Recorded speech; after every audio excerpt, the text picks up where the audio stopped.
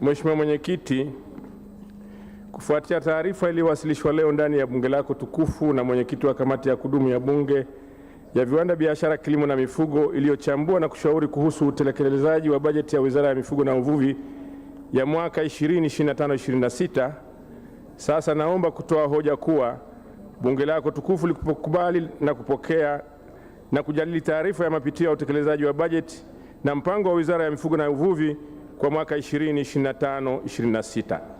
Aidha, ninaomba bunge lako tukufu likubali kupitisha makadirio ya mapato na matumizi ya fedha na mpango wa bajeti ya Wizara ya Mifugo na Uvuvi kwa mwaka 2026-27. Mheshimiwa Mwenyekiti, naomba hotuba yangu yenye kurasa 189 iingizwe kwenye kumbukumbu rasmi za bunge kama ilivyowekwa mezani. Shukrani na pongezi. Mheshimiwa Mwenyekiti, awali ya yote nitumie nafasi hii kumshukuru Mwenyezi Mungu mwingi wa rehema na ukarimu kwa kutujalia uhai, afya njema na kutuwezesha kushiriki mkutano huu wa tatu wa bunge la bajeti, ikiwa ni mkutano mahsusi wa bunge wa kufanya uamuzi kuhusu masuala ya msingi kwa ajili ya maendeleo ya taifa letu. Aidha, nampongeza kwa dhati Mheshimiwa Dr. Samia Suluhu Hassan, Rais wa Jamhuri ya Muungano wa Tanzania, kwa ushindi mkubwa alioupata katika uchaguzi mkuu wa mwaka 2025 na hivyo kupata imani na ridhaa ya umma ya kuendelea kuliongoza taifa letu kwa kipindi cha pili cha awamu ya 6. Mheshimiwa Mwenyekiti, natoa pongezi zangu za dhati kwa viongozi wakuu wa serikali, Mheshimiwa Balozi Dr. Emmanuel John Nchimbi kwa kuaminiwa na kuchaguliwa kuwa makamu wa rais wa Jamhuri ya Muungano wa Tanzania, Mheshimiwa Dr. Hussein Ali Mwinyi kwa kuchaguliwa kwa kipindi cha pili kuwa rais wa Zanzibar na mwenyekiti wa Baraza la Mapinduzi, na Mheshimiwa Dr. Mwigulu Lameck Nchemba, mbunge wa jimbo la Iramba Magharibi, kwa kuteuliwa kuwa waziri mkuu wa Jamhuri ya Muungano wa Tanzania. Hongereni sana. Mheshimiwa Mwenyekiti, ninamshukuru Mheshimiwa Rais kwa kuniamini na kuniteua tena kuwa mbunge na kisha kuniteua kuwa waziri wa Mifugo na Uvuvi. Ninamwahidi kwamba nitafanya kazi zangu kwa utii, bidii na kwa uadilifu. Vile vile ninampongeza Mheshimiwa Ng'wasi Damas Kamani, mbunge, kwa kuteuliwa kuwa naibu waziri wa Mifugo na Uvuvi. Aidha, nawapongeza Bi Agnes Kisaka Meena kwa kuteuliwa kuwa katibu mkuu, Dr. Fabian Magawa Madele kwa kuteuliwa kuwa naibu katibu mkuu Mifugo, na Profesa Mohamed Ali Sheikh kwa kuteuliwa kuwa naibu katibu mkuu Uvuvi. Mheshimiwa Mwenyekiti, napenda kumpongeza Mheshimiwa Musa Hassan Zungu, mbunge wa jimbo la Ilala, kwa kuchaguliwa kuwa spika wa bunge la Jamhuri ya Muungano wa Tanzania. Mimi pamoja na wabunge wenzangu tuna imani kwamba Mheshimiwa Zungu ataliongoza bunge letu kwa misingi ya usawa, umahiri na weledi mkubwa. Aidha, nampongeza Mheshimiwa Daniel Baran Silo, mbunge wa Babati Vijijini, kwa kuchaguliwa kuwa naibu spika wa bunge la Jamhuri ya Muungano wa Tanzania. Pia nawapongeza Mheshimiwa Najma Murtaza Giga pamoja na wewe Mheshimiwa Cecilia Daniel Pareso na Mheshimiwa Deodatus Philip Mwanyika kwa kuchaguliwa kuwa wenye viti wa bunge letu. Aidha, nampongeza ndugu Baraka Ildefonse Leonard, katibu wa bunge la Jamhuri ya Muungano wa Tanzania, kwa uratibu na ushirikiano wake. Mheshimiwa Spika, Mheshimiwa Mwenyekiti, nachukua fursa hii kumpongeza Mheshimiwa Deodatus Philip Mwanyika, mbunge wa jimbo la Njombe mjini, kwa kuchaguliwa kuwa mwenyekiti wa kamati ya kudumu ya bunge ya viwanda, biashara, kilimo na mifugo. Aidha, nampongeza Mheshimiwa Mariam Ditopile Mzuzuri, mbunge wa jimbo la Kondoa mjini, kwa kuchaguliwa kuwa makamu mwenyekiti, na waheshimiwa wajumbe wote wa kamati yetu. Vile vile, kwa niaba ya waziri wa mifugo na kwa niaba ya Wizara ya Mifugo na Uvuvi, ninawashukuru viongozi, wajumbe wa secretariat, wajumbe na sekretariat ya kamati hii kwa kufanya uchambuzi makini wa bajeti yetu. Ushauri wao umewezesha wizara kufanya maboresho stahiki na ya kimkakati. Hakika, Mheshimiwa Spika, Mheshimiwa Mwenyekiti, kamati hii imetusaidia sana na inaendelea kutusaidia. Kwa upande wetu, tunaahidi kuendelea kuipatia kamati hii ushirikiano katika kutekeleza majukumu yake. Mheshimiwa Mwenyekiti, naomba kutumia fursa hii adhimu kumshukuru kwa dhati Mheshimiwa Ng'wasi Damas Kamani, mbunge, naibu waziri wa Mifugo na Uvuvi, mbunge wa kundi la vijana kutoka mkoa wa Mwanza, kwa umahiri wake mkubwa wa kuchapa kazi, ushauri na ubunifu wake wenye tija uliotusaidia sote katika uongozi na usimamizi wa sekta ya mifugo na uvuvi. Na naomba kwa ridhaa yako Mheshimiwa Mwenyekiti, nitoa taarifa fupi kwamba tarehe 11 mwezi wa 5 Mheshimiwa Damas Kamani alijifungua salama mtoto mrembo wa kike kwa jina anaitwa Francine Francisco. Kwa hiyo ninaye naibu waziri pamoja na msaidizi wa naibu waziri. Kwa hiyo nimekamilika. Mheshimiwa Mwenyekiti, napenda kuwapongeza Bi Agnes Kisaka Miena, naibu katibu mkuu Wizara ya Mifugo na Uvuvi, Dr. Fabian Magawa Madele, naibu katibu mkuu mifugo, na Profesa Mohamed Ali Sheikh, naibu katibu mkuu uvuvi, kwa kuwa viongozi mahiri, wabunifu na wanaojituma katika kuziendeleza sekta za mifugo na uvuvi, na kwa kuwasimamia watumishi wa wizara ninayoiongoza kwa ufanisi. Pia kwa dhati ya moyo wangu ninawashukuru sana watumishi wote wa wizara kwa ushirikiano wanaonipa katika kutekeleza majukumu yangu kikamilifu. Asanteni sana. Mheshimiwa Mwenyekiti, naomba kuwashukuru wadau wa sekta za mifugo na uvuvi wakiwemo wawekezaji na wafanyabiashara wa pembejeo na mazao ya mifugo na uvuvi, wafugaji, wavuvi, wakuzaji viumbe maji, wachakataji wa mazao ya mifugo na uvuvi, wahifadhi wa mazingira, ekolojia, pamoja na wadau wengine katika kuendeleza sekta za mifugo na uvuvi nchini. Aidha, mchango wao umeendelea kuchangia katika kutoa ajira, kuimarisha uchumi wa bluu na usalama wa chakula pamoja na lishe. Pia ninapenda kuwashukuru wadau wa maendeleo, taasisi za fedha na mashirika yasiyokuwa ya serikali kwa kuendelea kushirikiana na wizara katika juhudi za serikali za kuendeleza sekta za mifugo na uvuvi. Salamu za pole. Mheshimiwa Mwenyekiti, wakati tukiendelea na utekelezaji wa bajeti ya mwaka 2025-26, wizara ilipokea kwa masikitiko makubwa taarifa za vifo vya wabunge wenzetu ambao ni Mheshimiwa William Vangimembe Lukuvi aliyekuwa waziri wa nchi ofisi ya waziri mkuu, sera, bunge, uratibu na wenye ulemavu na mbunge wa jimbo la Isimani, Mheshimiwa Jenista Joakim Hagama aliyekuwa mbunge wa jimbo la Peramiho, na Mheshimiwa Halima Idi Nasor aliyekuwa mbunge wa viti maalum wa wafanyakazi. Tunawaombea marehemu wote, Mwenyezi Mungu aziweke roho zao mahala pema peponi. Amin.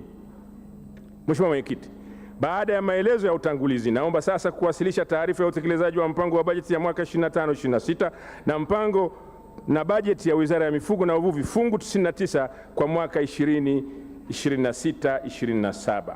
Hali halisi ya sekta ya mifugo na uvuvi kwa mukhtasar. Sekta ya mifugo. Mheshimiwa Mwenyekiti, sekta ya mifugo imeendelea kuwa sekta muhimu katika maendeleo ya wananchi na uchumi wa taifa. Kwa mwaka 2024, sekta ya mifugo ilichangia 6.2% ya pato la taifa na kukua kwa 5.0%. Aidha, zaidi ya kaya milioni 6.5 zinafanya shughuli za ufugaji hapa nchini. Sekta hii ina mchango mkubwa katika usalama wa chakula, uzalishaji wa malighafi za viwanda, ajira na kuchangia ongezeko la upatikanaji wa fedha za kigeni kupitia mauzo ya mifugo na mazao yake nje ya nchi. Mheshimiwa Mwenyekiti, katika mwaka 2025-26 serikali imeendelea kuhamasisha na kusimamia uzalishaji wa mifugo wa aina mbalimbali nchini, hatua iliyochangia kuongezeka kwa idadi na thamani ya mifugo hiyo. Thamani ya jumla ya mifugo imeongezeka kutoka shilingi trilioni 33.22 mwaka 2024-25 hadi shilingi trilioni 34.33 mwezi Aprili 2026 kwa makundi yote ya mifugo. Ongezeko hilo limechangiwa na kuongezeka kwa idadi ya mifugo katika kipindi cha marejeo. Mathalan, idadi ya ng'ombe imeongezeka kutoka milioni 39.24 hadi milioni 40.57, mbuzi kutoka milioni 28.59 hadi milioni 29.60, na kondoo kutoka milioni 9.66 hadi milioni 9.94, kuku kutoka milioni 108.22 hadi milioni 113.36, na nguruwe wameongezeka kutoka milioni 4.13 hadi milioni 4.36. Taarifa zaidi inapatikana katika ukurasa wa 9 hadi wa 10 wa kitabu cha hotuba yangu. Mheshimiwa Mwenyekiti, katika mwaka 2025-26 wizara imeendelea kuhamasisha uzalishaji wa mazao ya mifugo ambapo uzalishaji wa nyama umeongezeka kwa 4.4% kutoka tani milioni 1.05 zenye thamani ya shilingi trilioni 10.38 mwaka 2024/25 hadi tani milioni 1.1 zenye thamani ya shilingi trilioni 10.84 Aprili 2026. Ongezeko hili limechangiwa na wafugaji kuhamasika kuuza mifugo yao, kutolewa kwa elimu ya uzalishaji wa malisho na vyakula vya mifugo, kuimarika kwa udhibiti wa magonjwa, uboreshaji wa mbali za mifugo na kukua kwa soko la nyama la ndani na nje ya nchi. Taarifa zaidi inapatikana katika ukurasa wa 11 na 12 wa kitabu cha hotuba yangu. Mheshimiwa Mwenyekiti, katika kipindi cha mwaka 2025/26 uzalishaji wa mayai umeongezeka kwa asilimia 10.87 kutoka milioni 7.11 mwaka 2024/25 hadi milioni 7.88 mwaka 2025/26. Ongezeko hilo limechangiwa na kuimarika kwa vituo 28 vya kutotolesha vifaranga vya kuku vilivyopo nchini, mashamba 26 ya kuku wazazi, kuongezeka kwa ufugaji wa kuku wa mayai na hatua mbalimbali ambazo serikali imezichukua ikiwemo udhibiti wa magonjwa. Mheshimiwa Spika, Mheshimiwa Mwenyekiti, uzalishaji wa mbegu za malisho umeongezeka kwa asilimia 85.05 kutoka tani 222.54 mwaka 2024/25 hadi tani 411.25 mwaka 2025/26 kutoka kwenye mashamba ya serikali na binafsi. Aidha, uzalishaji wa malisho umeongezeka kwa asilimia 128.49 kutoka tani 14,185 mwaka 2024/25 hadi tani 32,411.31 mwaka 2025/26. Vilevile, usindikaji wa vyakula vya mifugo umeongezeka kutoka tani 720,020 mwaka 2024/25 hadi tani 897,750 mwaka 2025/26, sawa na asilimia 56.11 ya lengo la kusindika tani milioni 1.6. Taarifa zaidi inapatikana katika ukurasa wa 13 wa kitabu cha hotuba. Mheshimiwa Spika, Mheshimiwa Mwenyekiti, katika mwaka 2025/26 wizara imeendelea kudhibiti magonjwa ya mifugo kwa kuratibu na kutekeleza kampeni kamambe ya chanjo na utambuzi wa mifugo kitaifa, ambapo hadi Aprili 2026 jumla ya mifugo milioni 50.62 imechanjwa na kutambuliwa, ikiwa na sawa na asilimia 66.2 ya lengo la kuchanja na kutambua mifugo milioni 76.32 kwa mwaka. Taarifa zaidi inapatikana katika ukurasa wa 14 na 15 wa kitabu cha hotuba. Sekta ya uvuvi. Mheshimiwa Mwenyekiti, sekta ya uvuvi imeendelea kuwa nguzo muhimu katika kukuza uchumi wa taifa letu, ambapo katika mwaka 2024 sekta hii ilichangia asilimia 1.6 ya pato la taifa na kukua kwa asilimia 2.3. Aidha, sekta ya uvuvi imeendelea kunufaisha Watanzania wapatao milioni 6 katika mnyororo wa thamani, wakiwemo wavuvi 205,556 na wakuzaji viumbe maji 53,992. Vilevile, sekta ya uvuvi ni nguzo muhimu katika kuimarisha usalama wa chakula na lishe na inachangia asilimia 30 ya protini inayotokana na wanyama. Mheshimiwa Mwenyekiti, hadi Aprili 2026 uzalishaji wa mazao ya uvuvi nchini umeongezeka kwa asilimia 10.02 kufikia tani 659,242.69 zinazojumuisha tani 477,661.93 kutoka uvuvi wa asili na tani 181,580.76 kutoka ukuzaji viumbe maji ikilinganishwa na tani 599,200.33 zinazojumuisha tani 466,956.88 kutoka katika uvuvi wa asili na tani 132,243.45 kutoka ukuzaji viumbe maji zilizozalishwa katika kipindi kama hiki mwaka 2024/25.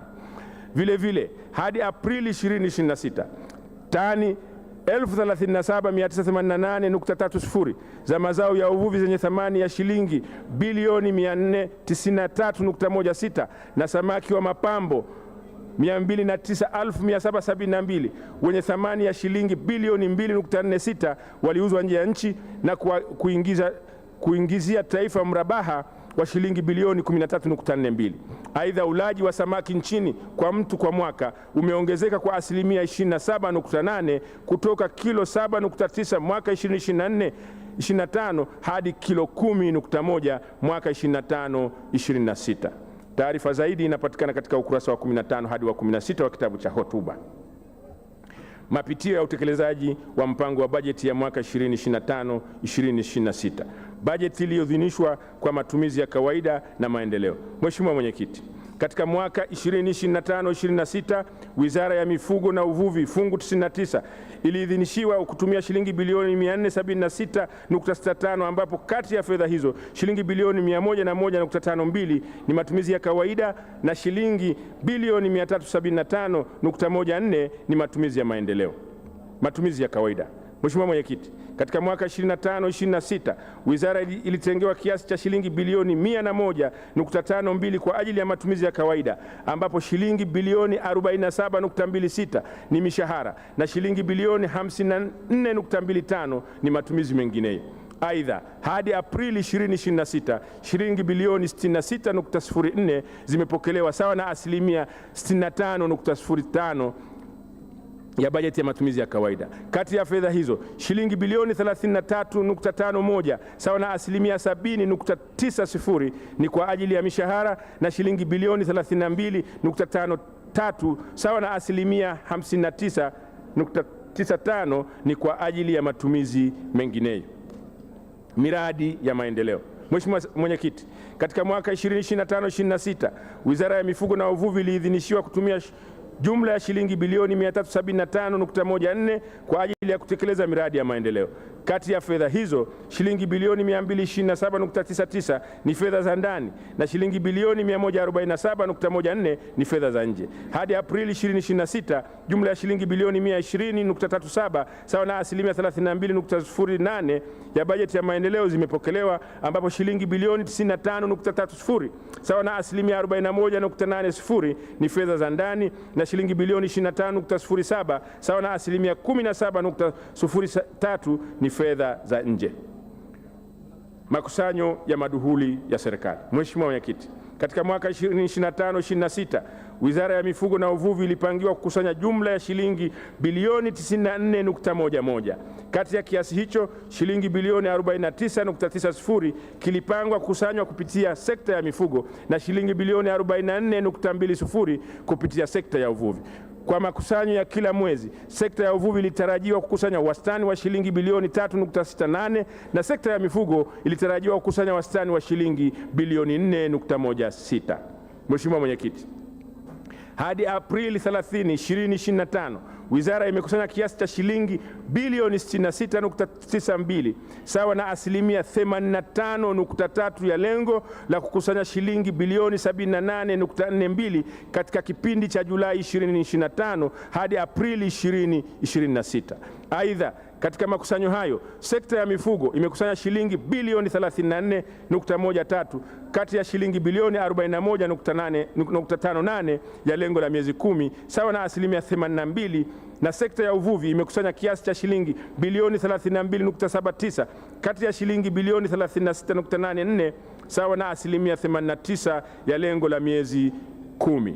Taarifa zaidi inapatikana katika ukurasa wa 17 hadi 22 wa kitabu cha hotuba. Mheshimiwa Mwenyekiti, katika mwaka 2025-26 wizara imeendelea na hatua za kuunganisha Bodi ya Nyama Tanzania na Bodi ya Maziwa Tanzania ili kuunda bodi itakayosimamia mazao yote ya mifugo. Bodi hiyo itakuwa na jukumu la kuratibu, kuendeleza, kuhamasisha na kusimamia uzalishaji, usindikaji, biashara pamoja na mazao yote ya mifugo. Uundaji wa bodi hiyo uko katika hatua za mwisho za maamuzi. Mheshimiwa Mwenyekiti, wizara inaendelea na mpango wa kuanzisha mamlaka ya usimamizi wa rasilimali za uvuvi.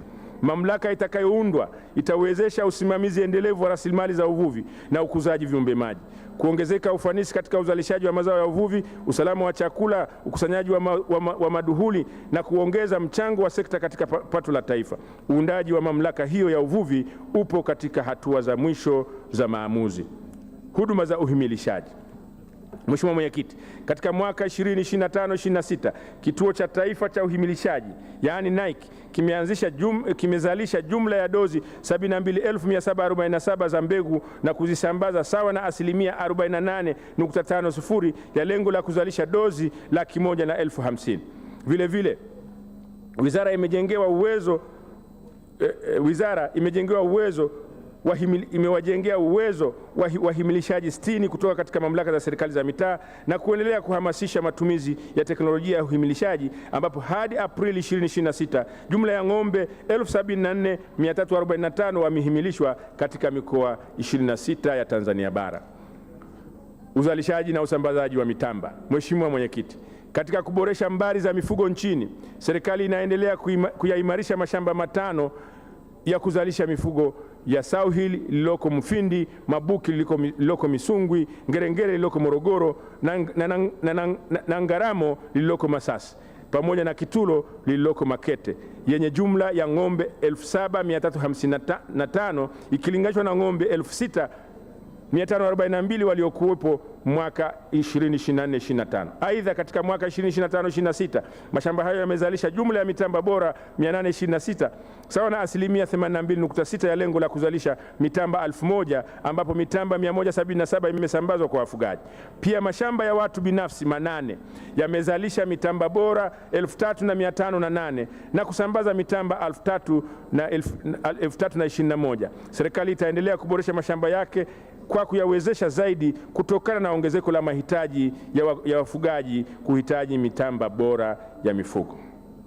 Mheshimiwa Mwenyekiti, serikali pia imeingiza jumla ya ng'ombe 5,328, mbuzi na kondoo 24,540 na nguruwe 171 wa mbegu kutoka nchi za Kenya, Afrika Kusini, Uganda, Ufaransa na Namibia. Aidha, kwa madhumuni hayo, jumla ya dozi 22,567 za mbegu za ng'ombe na jumla ya dozi 40 za mbegu bora za nguruwe ziliagizwa kutoka nchi za Denmark, Brazil, Ufaransa, Afrika Kusini na Marekani. Taarifa zaidi inapatikana katika ukurasa wa 30 hadi 33 wa kitabu cha hotuba.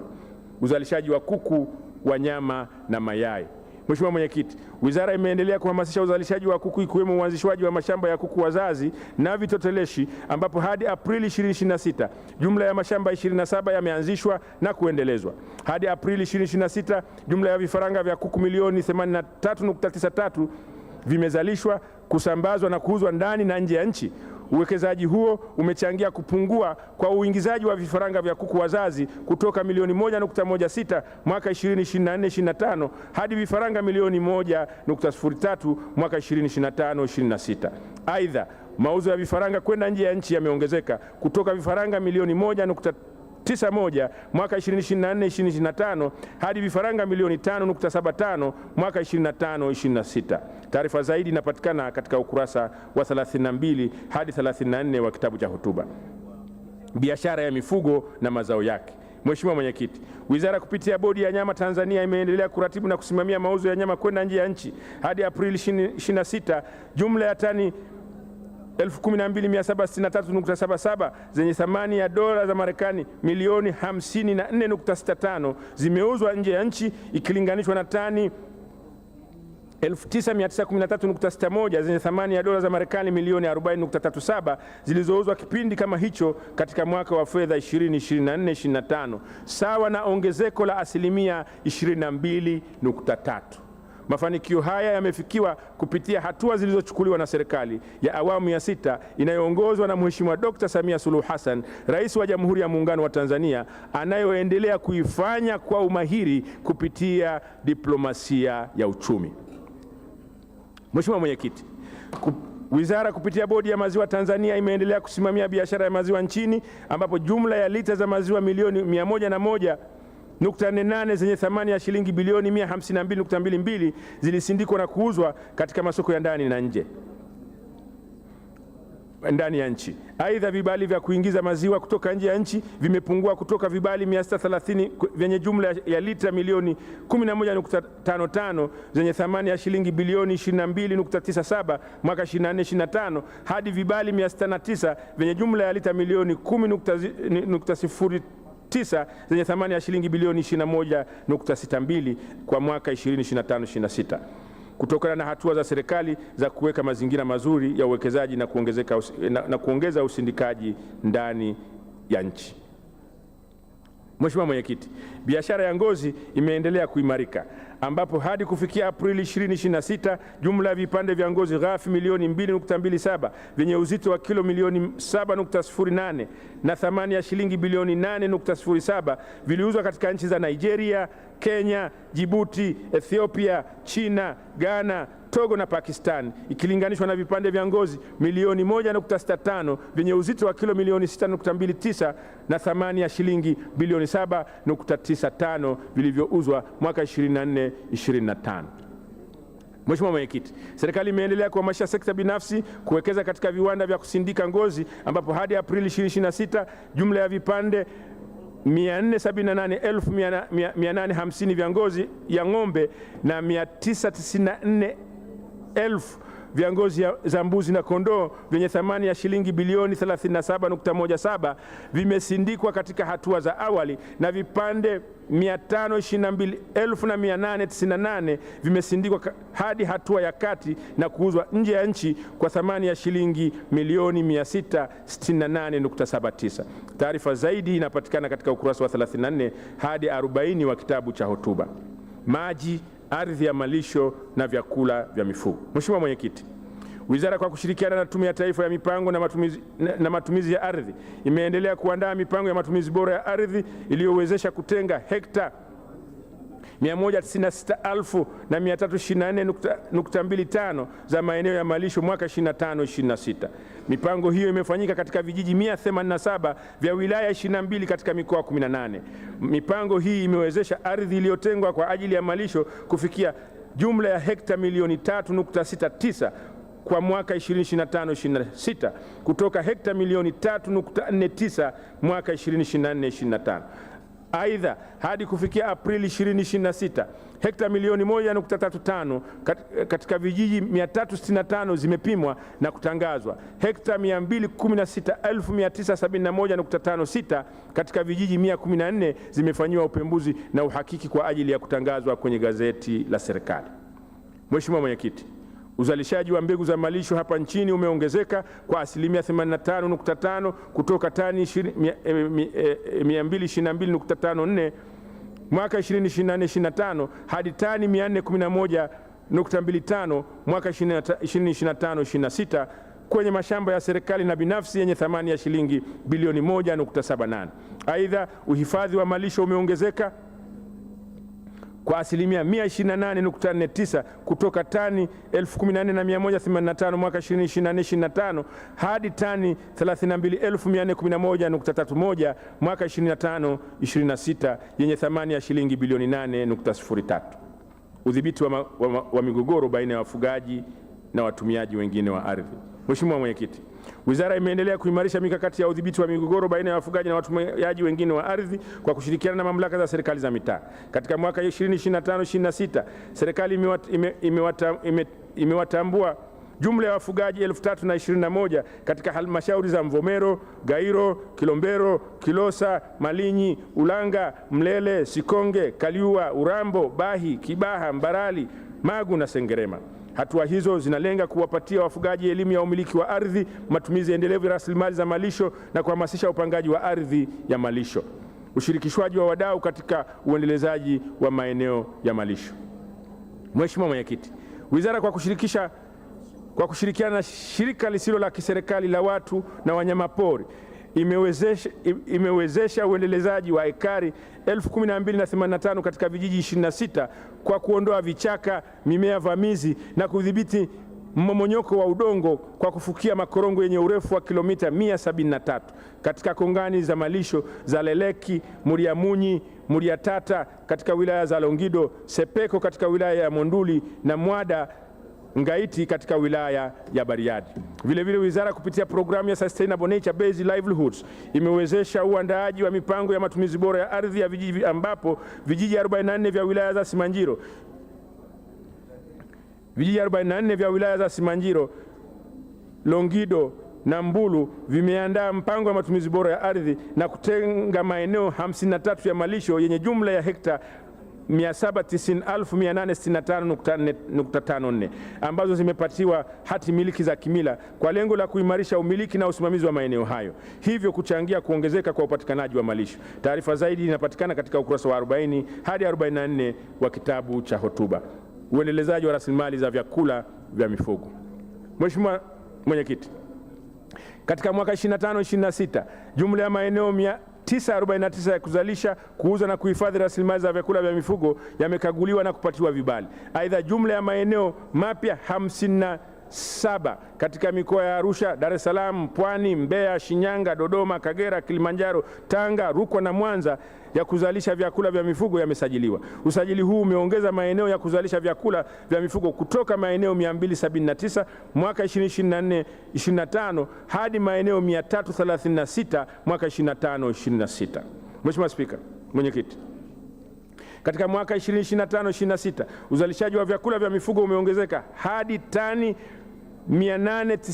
898,750 zenye thamani ya shilingi trilioni 1.44, ikiwa ni ongezeko la asilimia 24.69 ikilinganishwa na tani 720,000 mwaka 2024-25 zenye thamani ya shilingi trilioni 1.15. Taarifa zaidi inapatikana katika ukurasa wa 45 hadi wa 45 hadi 46 wa kitabu cha hotuba. Utafiti, mafunzo na huduma za ugani. Utafiti wa mifugo na uvuvi. Mheshimiwa Mwenyekiti, katika mwaka wa 2025-26 jumla ya miradi 51 ya utafiti inayohusu uboreshaji wa mbari za mifugo, nyanda za malisho na wingi wa mtawanyiko wa samaki katika eneo la Ziwa Tanganyika na ukanda maalum wa uchumi wa bahari imeratibiwa. Vilevile taasisi za TARIRI na TAFIRI zimesambaza teknolojia 19 zilizoibuliwa kutokana na utafiti uliofanyika kwa lengo la kuwafikia wadau katika mnyororo wa thamani wa sekta za mifugo na uvuvi. Mafunzo ya mifugo na uvuvi. Mheshimiwa Mwenyekiti, katika mwaka 2025-26 Wakala wa Elimu na Mafunzo ya Mifugo na Uvuvi, yaani LITA na FETA, imeongeza udahili kutoka wanafunzi 6,013 mwaka 2024-25 hadi wanafunzi 6,088 mwaka 25-26. Aidha, wizara kupitia wakala hizo inaendelea na zoezi la kuhuisha mitaala mbalimbali ikiwemo mtaala wa mafunzo ya usimamizi wa bandari za uvuvi na lojistiki na mtaala wa teknolojia ya uzalishaji wa kuku. Huduma za ugani. Mheshimiwa Mwenyekiti, katika kuimarisha huduma za ugani nchini, wizara imetoa mafunzo rejea kwa maafisa ugani wa mifugo na uvuvi 1123 kutoka katika halmashauri 184 kuhusu usimamizi wa sheria za mifugo na uvuvi, kuhusu pia uanzishwaji wa mashamba ya malisho ya mifugo, mbinu bora za ukuzaji viumbe maji, usimamizi endelevu wa rasilimali za uvuvi na matumizi ya mifumo ya tehama. Mafunzo hayo ni mwendelezo wa kuwapatia mafunzo rejea maafisa ugani nchini, ambapo jumla ya maafisa ugani 2781 kati ya 506 waliopo wamepatiwa mafunzo rejea. Taarifa zaidi inapatikana katika ukurasa wa 46 hadi 50 wa kitabu cha hotuba. Mradi wa Jenga Kesho Iliyo Bora, yani BBT. Mheshimiwa Mwenyekiti, wizara inaendelea na utekelezaji wa programu ya Jenga Kesho Iliyo Bora, yani BBT, ambapo serikali imetoa shilingi bilioni 7 ili kuwawezesha vijana 308 kuwekeza katika miradi ya ufugaji samaki kwenye vizimba, kilimo cha mwani, ufugaji wa majongoo bahari na unenepeshaji wa kaa nchini. Aidha, wizara imepokea jumla ya shilingi bilioni 23.69 zilizotolewa na Mheshimiwa Dr. Samia Suluhu Hassan, Rais wa Jamhuri ya Muungano wa Tanzania, kwa ajili ya kuwawezesha vijana kupata mikopo yenye masharti nafuu ya kuwekeza katika sekta za mifugo na uvuvi. Na fedha hizi zilitolewa kutokana na ahadi ya Mheshimiwa Rais ya siku 100 za uongozi wake. Hadi Aprili 2026, wizara imepokea na inaendelea kuchambua jumla ya maombi 1004 ya vijana wanaohitaji kujiajiri katika minyororo ya thamani ya sekta za mifugo na uvuvi kupitia fedha hizi. Na fedha hizi zinasimamiwa na benki yetu ya kilimo ya TADB. Mheshimiwa Mwenyekiti, wizara pia imeanza kutekeleza mradi wa BBT wa miaka mitano katika kituo chake cha taasisi ya TARIRI Kongwa. Mradi huu unalenga kuwawezesha vijana na wanawake kujiajiri kupitia mnyororo wa thamani wa mazao ya mifugo, hususan unenepeshaji wa mbuzi kibiashara, uzalishaji wa malisho kwa kutumia teknolojia ya umwagiliaji, pamoja na uchakataji wa vyakula vya mifugo kibiashara. Taarifa zaidi inapatikana katika ukurasa wa 50 hadi 52 wa kitabu cha hotuba. Mheshimiwa Mwenyekiti, kuhusu upatikanaji na usambazaji wa chanjo za magonjwa 13 ya kipaumbele. Katika kuimarisha upatikanaji wa chanjo za magonjwa yanayoathiri afya ya mifugo na biashara za kikanda na kimataifa, pamoja na magonjwa yanayotoka kwa wanyama kwenda kwa binadamu, upatikanaji wa usambazaji wa chanjo nchini umeongezeka kutoka dozi milioni 728.15 mwaka 2024/25 hadi dozi milioni 750.33 Aprili 2026.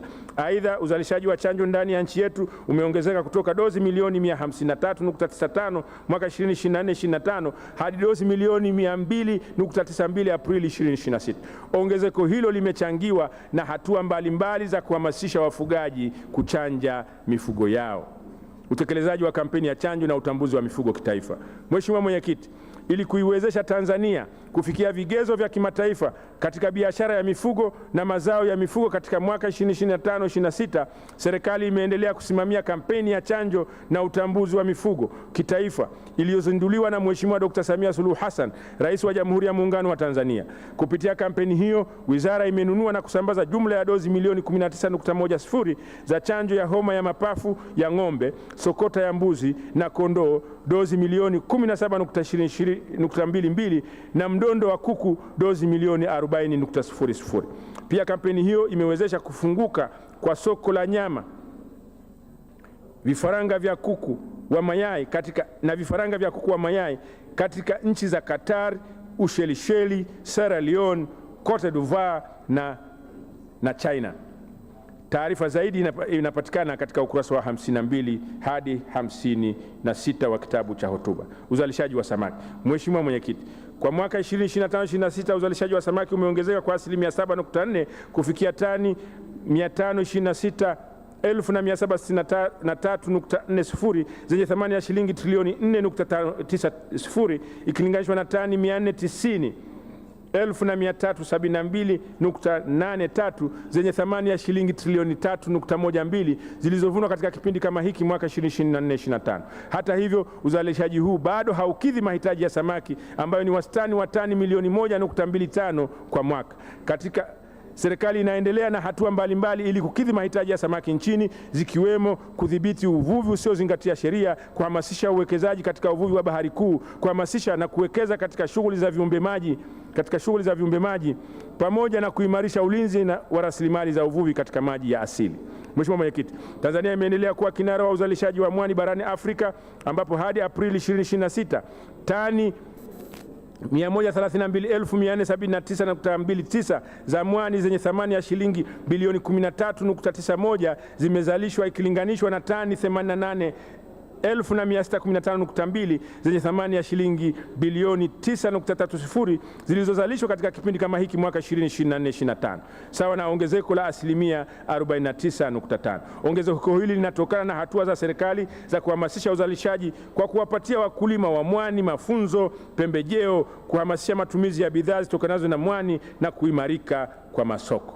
Biashara ya mazao ya uvuvi. Mheshimiwa Mwenyekiti, katika mwaka 2025/26 biashara ya mazao ya uvuvi katika soko la ndani imeendelea kuimarika, ambapo hadi mwezi Aprili 2026 jumla ya tani 439,673.63 zenye thamani ya shilingi bilioni 4.20 ziliuzwa katika soko la ndani ikilinganishwa na tani 422,139.10 zenye thamani ya shilingi bilioni 2.83 zilizouzwa mwaka 2024/25. Kuimarika kwa biashara ya samaki katika soko la ndani kumetokana na kuimarika kwa miundombinu ya ubaridi ya kuhifadhi mazao ya uvuvi na miundombinu ya usafirishaji wa mazao ya uvuvi. Usimamizi shirikishi wa rasilimali za uvuvi. Mheshimiwa Mwenyekiti, katika kuimarisha usimamizi wa rasilimali za uvuvi kwa lengo la kudhibiti uvuvi na biashara ya mazao ya uvuvi isiyozingatia sheria, wizara imefanya doria zenye siku kazi 4202 sawa na asilimia 50.02 ya siku kazi 8400 zilizopangwa kwa mwaka 2025-26. Matokeo ya doria hizo yaliwezesha kukamatwa kwa zana mbalimbali zisizoruhusiwa kisheria, ikiwemo nyavu za timba 4768, nyavu za makila 2167, nyavu za dagaa 4075, nyavu za kokoro 1948, ikiwemo kokoro la mita 700, yaani viwanja 7 vya Benjamin Mkapa, lililokamatwa katika halmashauri ya Uvinza mkoani Kigoma. Vile vile watuhumiwa 1047 waliokuwa wakifanya shughuli za uvuvi kinyume cha sheria walikamatwa na kufikishwa katika vyombo vya sheria. Kokoro hili, Mheshimiwa Mwenyekiti, lilivutwa kwa masaa 6 baada ya wananchi kula ugali wa kutosha. Mheshimiwa Mwenyekiti, Wizara imeendelea kuimarisha vituo vya ulinzi na usimamizi wa rasilimali kwa kuvipatia boti 10 na pikipiki 40 kwa ajili ya kuimarisha usimamizi na ufuatiliaji wa shughuli za uvuvi. Aidha, wizara inaendelea kuwezesha upatikanaji wa ndege nyuki 2, gari 3 na pikipiki 14 kwa ajili ya kuimarisha shughuli za ulinzi wa rasilimali za uvuvi katika maziwa makuu na bahari ya Hindi. Ukaguzi wa mazao ya uvuvi yanayosafirishwa ndani na nje ya nchi. Mheshimiwa Mwenyekiti, katika mwaka 25-26 wizara imeendelea kuimarisha udhibiti wa ubora na usalama wa mazao ya uvuvi kwa kufanya ukaguzi kwenye maeneo ya uzalishaji, masoko na vituo vya mipakani vya kusafirisha mazao nje ya nchi. Taarifa ya kina inapatikana katika ukurasa wa 64 hadi 66 wa kitabu cha hotuba. Mheshimiwa Mwenyekiti,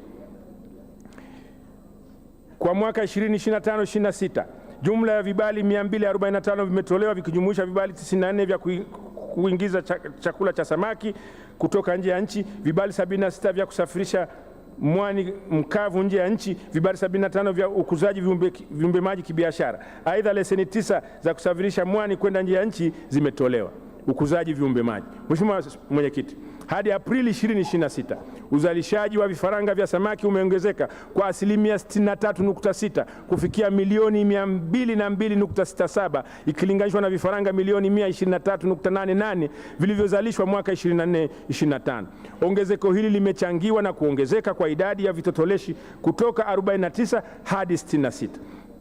Aidha, matumizi ya chakula bora cha samaki yameongezeka kwa asilimia 34.7 kufikia tani 20,510.69 kutoka tani 15,226.67 za mwaka 2024-2025.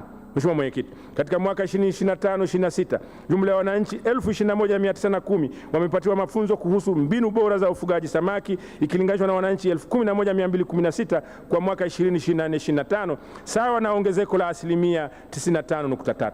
Pia wakulima 5,595 wa mwani wamepatiwa mafunzo ikilinganishwa na wakulima 2,563 mwaka 2024-25 sawa na ongezeko la asilimia 118.8. Vile vile ujenzi wa mabwawa na vizimba umeongezeka ambapo hadi Aprili 2026 yamefikia mabwawa 35,720 na vizimba 3,343 ikilinganishwa na mabwawa 34,642 na vizimba 1,636 kwa mwaka 2024-25 sawa na ongezeko la asilimia 3.1 na asilimia 104.3 mtawalia. Na hapa Mheshimiwa Mwenyekiti, niipongeze serikali kupitia Mheshimiwa Rais kwa mchango wake na fedha alizozitoa kuhamasisha ufugaji wa samaki kwa vizimba.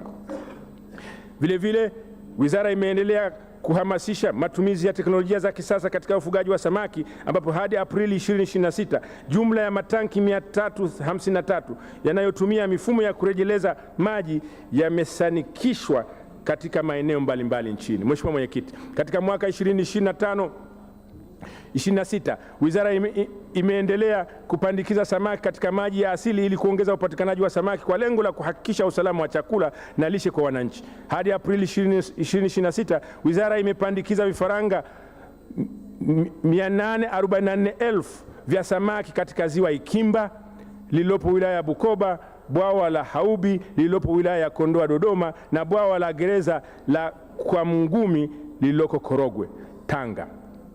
Taarifa zaidi inapatikana katika ukurasa wa 58 hadi 70 wa kitabu cha hotuba. Taasisi za mifugo na uvuvi. Mheshimiwa Spika, Mheshimiwa Mwenyekiti, Wizara kupitia taasisi za mifugo za TALIRI, LITA, TVLA, NARCO, TMB, TDB, NAIC na TVLA imeendelea kutekeleza majukumu yake kwa ufanisi mkubwa katika kuimarisha sekta ya mifugo na kuongeza mchango wake katika pato la taifa. Taarifa zaidi kuhusu utendaji na utekelezaji wa taasisi hizi upo katika ukurasa wa 70 hadi 88 wa kitabu cha hotuba. Mheshimiwa Mwenyekiti, Wizara kupitia taasisi za uvuvi za TAFIRI, FETA, MPRU, NLQC, maabara ya uvuvi na DSFA pia zimeendelea kutekeleza majukumu yake kwa mafanikio makubwa katika kuimarisha sekta ya uvuvi na kuongeza kipato kwa wananchi pamoja na pato la taifa. Taarifa ya kina ya utekelezaji wa taarifa hizi nilizozitaja upo katika ukurasa wa 88 hadi 100 wa kitabu cha hotuba. Mheshimiwa Mwenyekiti, katika kuimarisha shirika la uvuvi Tanzania, Wizara kupitia ufadhili wa programu ya kuendeleza uchumi na jamii ya Japani imekabidhiwa meli ya kisasa Tafiko FV.01 ya uvuvi wa bahari kuu ambayo ilizinduliwa kwa kishindo na Mheshimiwa Rais Mheshimiwa Dr. Samia Suluhu Hassan tarehe 25 Aprili 2026. Na kwa wale waliofuatilia, shughuli haikuwa ndogo. Meli hiyo itaendeshwa kwa utaratibu wa ubia kati ya sekta ya umma na sekta binafsi, yani PPP. Aidha, upatikanaji wa meli hii ni mojawapo ya hatua ya kimkakati katika kuimarisha Tafiko na uvuvi wa bahari kuu. Vilevile, serikali inaendelea kuimarisha Tafiko kwa kuipatia vitendea kazi na miundombinu ya kisasa. Taarifa zaidi inapatikana katika ukurasa wa 91 hadi 100 ya kitabu cha hotuba. Mheshimiwa Mwenyekiti, Tafiko ilikuwa tayari imelala usingizi fofofo, sasa hivi imezinduka na inaamka. Miradi ya maendeleo. Mheshimiwa Mwenyekiti, katika mwaka 2025-26 Wizara kupitia mradi wa ASDP2 imeendelea kusimamia utekelezaji wa mradi wa ujenzi wa bandari ya uvuvi Kilwa Masoko yenye thamani ya shilingi bilioni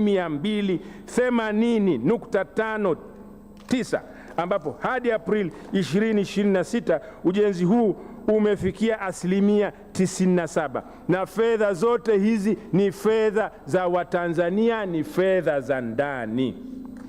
Kukamilika kwa bandari hiyo kutatoa ajira za moja kwa moja 300 na ajira 1000 katika mnyororo wa thamani. Aidha, wizara inaendelea na ujenzi wa masoko ya samaki 6 na inaendelea na ukamilishaji wa taratibu za ununuzi wa meli nyingine 2 za uvuvi wa bahari kuu pamoja na ujenzi wa mialo 30 ya samaki. Taarifa ya kina inapatikana katika ukurasa wa 100 hadi 112 wa kitabu cha hotuba. Dawati la mitaji na uwekezaji. Mheshimiwa Mwenyekiti, katika kuimarisha mazingira ya uwekezaji, kuchochea uzalishaji na kuongeza tija katika sekta za mifugo na uvuvi, Wizara kupitia dawati la mitaji na uwekezaji imewaunganisha wadau wa sekta binafsi na taasisi za fedha katika mwaka 2025-26.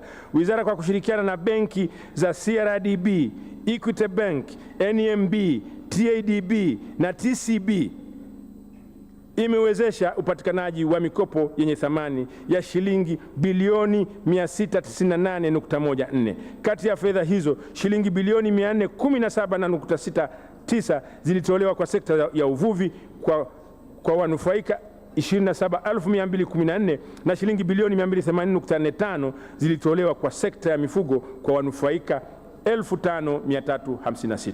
Utawala bora, jinsia na ukimwi.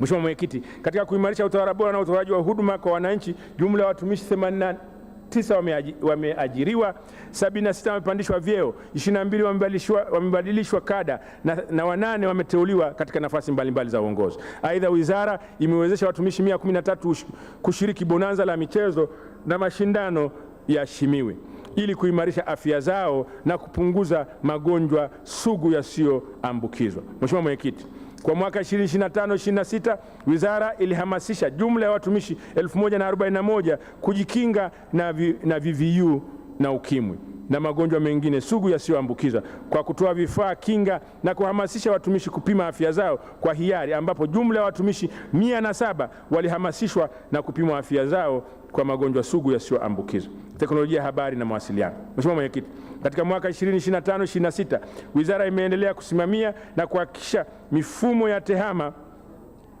ya wizara inatoa huduma bora kwa wananchi na inasomana na mifumo mingine ndani ya serikali. Taarifa zaidi inapatikana katika ukurasa wa 112 hadi 117 wa kitabu cha hotuba.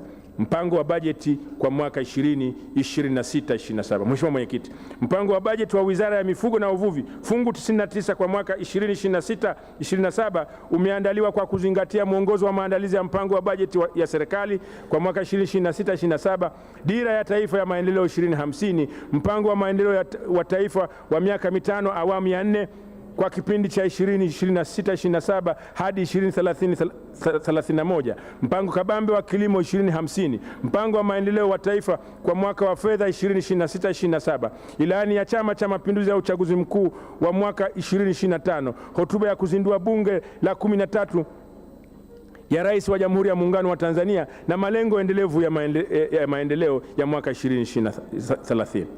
Mheshimiwa Mwenyekiti, mpango wa bajeti wa wizara pia umezingatia programu ya kuendeleza sekta ya kilimo awamu ya pili, yani ASDP2, na mpango wa mabadiliko ya sekta ya mifugo kwa kipindi cha mwaka 2022-23 hadi 2026-27, mpango kabambe wa kuendeleza sekta ya uvuvi wa mwaka 2022-23 hadi 36-37, na programu ya kuendeleza kilimo na uvuvi ya mwaka 21-22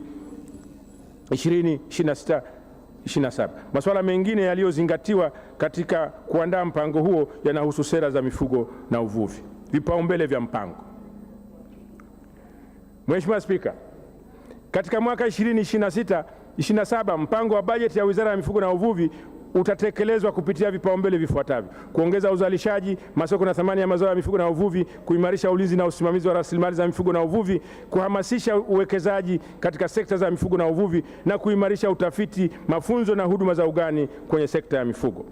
Makadirio ya ukusanyaji wa maduhuli kwa mwaka 2026-27. Mheshimiwa Mwenyekiti, katika mwaka 2026-27 fungu 99 limepangiwa kukusanya maduhuli ya shilingi bilioni 166. Kati ya kiasi hicho shilingi 99 bilioni 494 milioni 990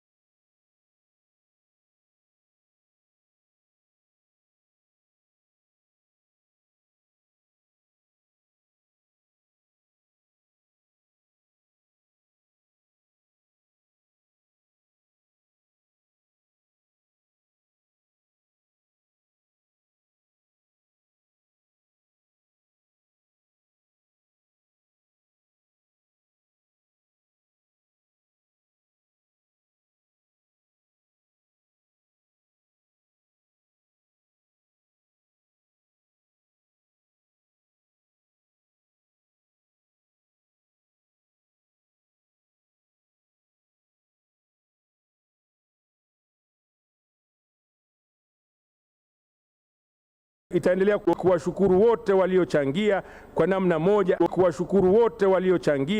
namna moja au nyingine katika kuiwezesha wizara kutekeleza majukumu yake na kwa mafanikio katika mwaka 2025-2026 ambayo yametokana na ushirikiano na misaada ya kifedha na kiufundi kutoka kwa washirika wa maendeleo ikiwemo mashirika mbalimbali ya kitaifa na kimataifa, taasisi za fedha za kitaifa na kimataifa, asasi zisizokuwa za kiserikali, sekta binafsi, mamlaka za serikali za mitaa, pamoja na waheshimiwa wabunge, madiwani, wakuu wa mikoa na wakuu wa wilaya. Taarifa zaidi kuhusu wote ambao tunatambua mchango wao inapatikana katika ukurasa wa 159 hadi 163 ya kitabu cha hotuba. Lakini Mheshimiwa Mwenyekiti, niombe niwashukuru mawaziri walionitangulia, na bahati nzuri watatu ni wabunge katika bunge hili la 13: Mheshimiwa Ndaki, Mheshimiwa Ulega na Mheshimiwa Ashatu. Wamejenga msingi imara ambao mimi na wenzangu tunajisikia fahari kuwa sehemu ya mchango wao. Asanteni sana. Mheshimiwa Mwenyekiti, kwa namna ya pekee nimpongeze na kumshukuru tena Mheshimiwa Dr. Samia Suluhu Hassan, Rais wa Jamhuri ya Muungano wa Tanzania, kwa kuliongoza taifa letu kwa weledi, umahiri na maarifa na ustahimilivu. Namshukuru pia kwa maelekezo anayotupatia kama wizara kuhakikisha rasilimali za mifugo na uvuvi zinachangia katika uchumi wa bluu ili kukuza uchumi wa taifa kwa maendeleo endelevu. Mukhtasari wa maombi ya fedha kwa mwaka 2026/27. Mheshimiwa Mwenyekiti, katika mwaka 2026/27 Wizara ya Mifugo na Uvuvi inaomba kutumia jumla ya shilingi bilioni 433 milioni 379 na 125,000. Kati ya fedha hizo shilingi bilioni 98 279 milioni na 420,000 ni kwa ajili ya matumizi ya kawaida na shilingi bilioni 335 na 99 milioni na 705,000 ni kwa ajili ya miradi ya maendeleo. Mchanganuo ni kama ifuatavyo: fedha za matumizi ya kawaida ni shilingi bilioni 98 milioni 279 na 420,000. Matumizi ya mishahara ni shilingi bilioni 49 452 milioni na 723,000. Matumizi mengineyo ni shilingi 48 bilioni 826 milioni na 697,000. Fedha za matumizi ya maendeleo ni shilingi bilioni 335 na 99 milioni na 705,000. Fedha za ndani ni bilioni 193 milioni 795 na 218,000. Fedha za nje ni shilingi bilioni 141 milioni 304 na 487,000. Mheshimiwa Mwenyekiti, naomba nitoe shukrani zangu za dhati kwako na kwa waheshimiwa wabunge kwa kunisikiliza. Hotuba hii pia inapatikana katika tovuti ya wizara